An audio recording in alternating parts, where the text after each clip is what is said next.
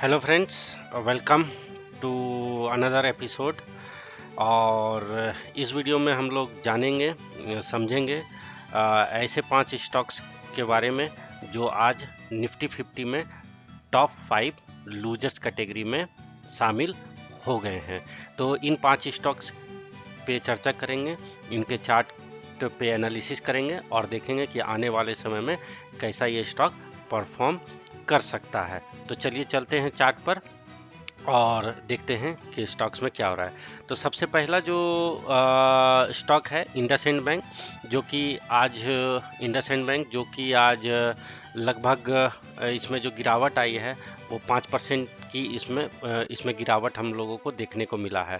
तो क्लियरली ये जो कल जो है ये अपने रेजिस्टेंस लेवल पे ट्रेड कर रहा था और कि वो जो रेजिस्टेंस लेवल था वो आपका था 1235 का। एक रेजिस्टेंस लेवल हम लोग को देखने को मिला था 1235 का इंडसइंड बैंक में।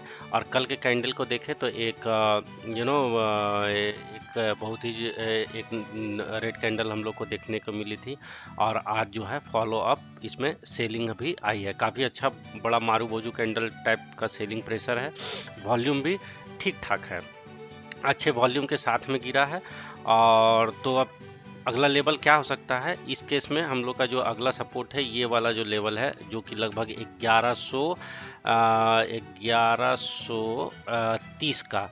तो 1130 जो है एक यहाँ पे एक थोड़ा सपोर्ट मिलना चाहिए। अभी भी ये एक माइनर सपोर्ट पे खड़ा है 1160 जहाँ पे आज क्लोजिंग आई है, ये भी ठीक ठाक सपोर्ट है। लेकिन अगर यहाँ से थोड़ा बहुत फिसलता है तो 1130 के आसपास आ सकता है। तो ये पहला लेवल है 1130 जहाँ पे आएगा। अब अगर 1130 ब्रेक करेगा तो फिर जो है ये वाला जो लेवल है जो कि लगभग 1000 1040 या 50 का है मेरे हिसाब से, 1040 का, ठीक है। तो 1040 तक जो है आ सकता है। अगर 1130 होल्ड नहीं करेगा तो 1040 तक आने की संभावना इसमें बन जाएगी इंडसइंड बैंक में। तो एक तो ये बात हो गया। अगर नीचे से एक ट्रेंड लाइन भी यहाँ ड्रॉ करे तो आज ये ट्रेंड लाइन का भी ब्रेकडाउन हो चुका है विद वॉल्यूम। तो एक दिन के ब्रेकआउट से कुछ नहीं, अगर कल इसके इस कैंडल के लो के नीचे अगर ट्रेड करेगा तो ये जो है 1120 1130 वाला लेवल अपना आ जाएगा। और अगर 1130 भी होल्ड नहीं करेगा तो आराम से जो है ये 1040 तक आ सकता है। ऊपर ऊपर कब हम लोग देखेंगे तो फिलहाल ऊपर जब तक ये जो अभी जो इसने हाई बनाया है, ये जो रेजिस्टेंस का अपना लेवल है लगभग 1230 का, जब तक इसको ब्रेक नहीं करेगा, 1230 के लेवल को ऊपर ब्रेक नहीं करेगा, हम लोग बाय मोड में फिलहाल नहीं जाएंगे इंडसइंड बैंक में, ठीक है। थोड़ा सा अगर चार्ट इसमें बड़ा कर लें तो देखें क्या हो रहा है। तो देखें क्लियरली यहाँ पे हम लोग को 1200 अगर 1230 निकालेगा तो फिर अगला जो रेजिस्टेंस है वो 1250 1260 का भी एक मेजर रेजिस्टेंस है। जब तक 1250-60 को क्लियरली ब्रेक ना दे दे तब तक ये बड़े मूव के लिए तैयार होना मुश्किल है। तो इंडसइंड में बड़ा मूव कब आएगा? इंडसइंड में बड़ा मूव आएगा लगभग 1260-70 के लेवल को ब्रेक करने के बाद जो है ये जो अभी जो ये हाई बना हुआ है ना, ये वाला हाई है आपका 1275 का। तो ये हाई जब क्लियरली इसमें ब्रेक कर जाएगा तब फिर इसमें क्लियर कट जो है बड़ा मूव आने का चांस है, ठीक है। तो ये हो गया इंडसइंड पे बात। तो आप लोग ध्यान में रखिएगा इसको। इसके बाद जो नेक्स्ट स्टॉक है वो कौन सा है? Asian paint. तो एशियन पेंट भी जो है आज अच्छा खासा गिरावट इसमें भी देखने को मिला है। लगभग लगभग जो है इसमें 2% की गिरावट जो है, 2% का गिरावट एशियन पेंट में भी हमको देखने को मिला है। क्लियरली ये सपोर्ट लेवल को पहले ही तोड़ चुका था एशियन पेंट, और तोड़ने के बाद जो है अब ये इसका जो नेक्स्ट सपोर्ट निकल के आएगा वो कहाँ आ सकता है? तो इसके लिए हम एक काम करते हैं, इसके लिए हम एक बार फिबोनाची रिट्रेसमेंट का यहाँ पे सहारा लेंगे और ये लो से इस हाई को जोड़ देते हैं। तो ये जो 3067 38.2 का टूट गया है, तो 3067 और 2947 मतलब 2950 के पास एक अच्छा सपोर्ट है। तो ये जो मेरे हिसाब से एशियन पेंट हो सकता है कि 2950 का ये जो लेवल है 2950, यहाँ तक एशियन पेंट आ सकता है इस गिरावट में, ठीक है। सॉरी, ये ड्रॉ गलत हो गया। 2950 का इम्पोर्टेंट सपोर्ट लेवल है। क्यों सपोर्ट लेवल इम्पोर्टेंट है? 50% का रिट्रेसमेंट भी है, और ये एक अच्छा सब यहाँ से एक सब ये एक अच्छा सपोर्ट निकल के आ रहा है। तो अभी एशियन पेंट में गिरावट जारी रह सकती है। 2950 के पास जाएंगे तो फिर हम लोग रिव्यू करेंगे कि एशियन पेंट में क्या हो सकता है। ऊपर तो फिलहाल अभी तुरंत जाते हुए नहीं दिख रहा है, लेकिन फिर भी अगर ये जो सपोर्ट का लेवल टूटा था, मतलब ये जो 4 कैंडल इसके हाई को अगर ब्रेक करते हुए दिखे, जो कि लगभग आ रहा है आपका 3250 का लेवल, ठीक है। तो अगर 3250 के लेवल को ऊपर की ओर ब्रेक करता हुआ दिखे तो हो सकता है कि फिर से एशियन पेंट ऊपर जा सकता है। इस केस में जो इसका टारगेट जो है वो आराम से जो है 3500, पहला टारगेट 3500 और दूसरा टारगेट 3600 तक जा सकता है। लेकिन ये कब? ये 3250 के ऊपर निकलेगा तब। फिलहाल यहाँ पे अगर शॉर्ट करना है तो एशियन पेंट को अगर शॉर्ट करना है तो ये इसके हाई, जब इसके हाई के ऊपर अगर निकलने लगे तो हमको स्टॉप लॉस ले लेना है और यहाँ पे हम लोग शॉर्ट कर सकते हैं, ठीक है। थोड़ा बहुत भी रिट्रेसमेंट वगैरह नीचे से मारे, यहाँ पर आए 3200 के आसपास, 3190 के आसपास आए तो हम लोग आराम से 3250 के स्टॉप लॉस के साथ में एशियन पेंट को शॉर्ट किया जा सकता है, ऑप्शन के थ्रू ट्रेड करें। चलिए, अगला स्टॉक जो है सो है हमारा एशियन पेंट के बाद अपोलो हॉस्पिटल। अपोलो हॉस्पिटल तो काफ़ी अच्छा चल रहा है, तो एक प्रॉफिट बुकिंग वगैरह थोड़ा जो है हो सकता है आया हो। तो यहाँ पे अपोलो हॉस्पिटल में कोई दिक्कत वाली बात नहीं है।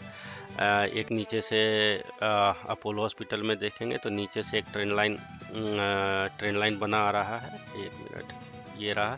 तो अभी वही ट्रेंड लाइन के आसपास में है, कोई घबराने वाली बात नहीं है। ये जो लेवल है इम्पॉर्टेंट है इसके लिए, मतलब ये लेवल लगभग मेरे ख्याल से 4500 के आसपास का आ रहा होगा। देख लेते हैं एक बार।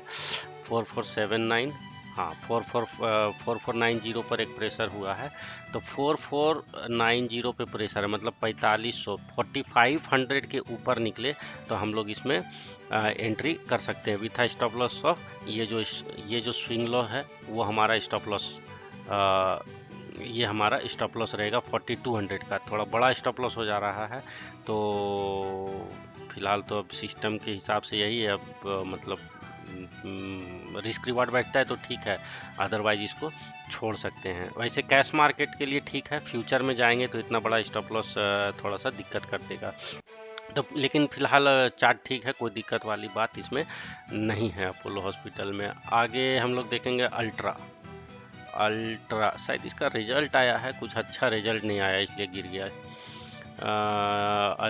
अल्ट्रा सीमेंट में एक नज़र डालेंगे तो क्लियरली यहाँ पे एक ब्रेकआउट करने का कोशिश किया था, ये जो 6390 मतलब 6400 का लेवल, लेकिन इसमें यहाँ पे एक ये जो अभी रेजिस्टेंस था ये 6400 का रेजिस्टेंस है।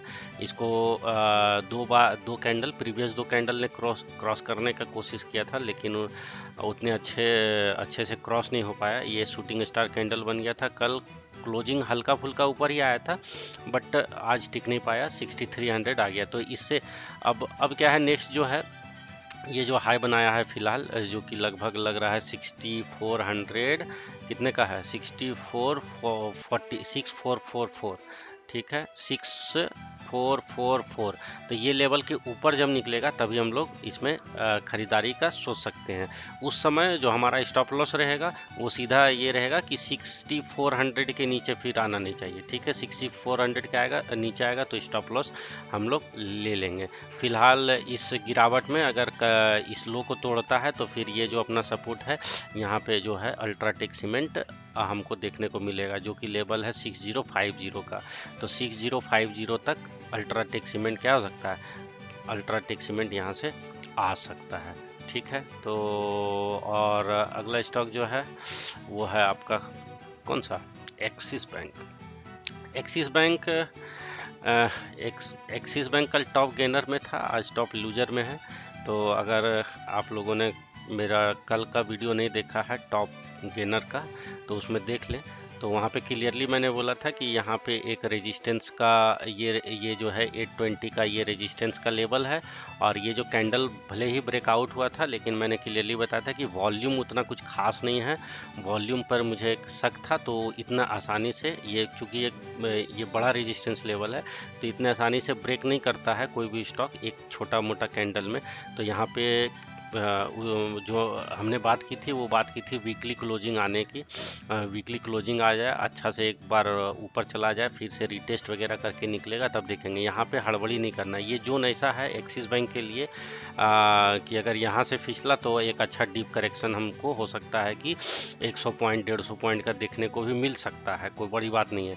तो अभी फ़िलहाल हमको कुछ नहीं करना है। आज फिर से इनडिसीजन ही रहा है, इसमें इनडिसीजन रहा है। 825 825 पे इसकी क्लोजिंग आई है। तो डोजी कैंडल है, तो अब डोजी कैंडल है तो फिर अब वेट करना पड़ेगा। फाइनली इसमें जो हम लोग मतलब अगर पोजीशन किसी को कुछ बनाना है बाय साइड में, तो ये जो लेवल है इस कैंडल का एक बार हाई देख ले कितना है, 840, और इसका भी हाई जो है वो है आपका 838। तो 840 के ऊपर, ठीक है, 840 के ऊपर आराम से इसको निकलने दीजिए, क्योंकि 840 से लेकर के और एक जो दूसरा प्रेशर मिलेगा इसको, वो 867 868 पे मिलेगा।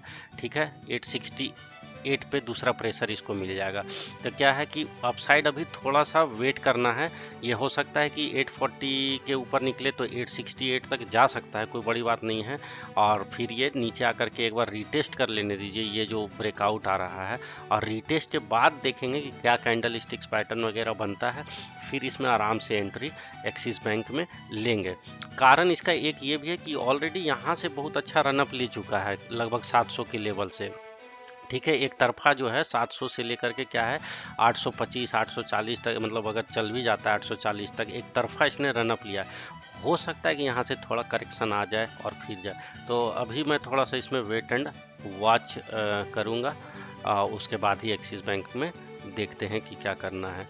तो ये थे टॉप 5 स्टॉक्स निफ्टी 50 से लूजर्स कैटेगरी में। ठीक है, तो लेवल का ध्यान रखें और अपने ट्रेडिंग डिसीजन को इस लेवल को ध्यान में रखते हुए ले। Thanks for watching the video, take care.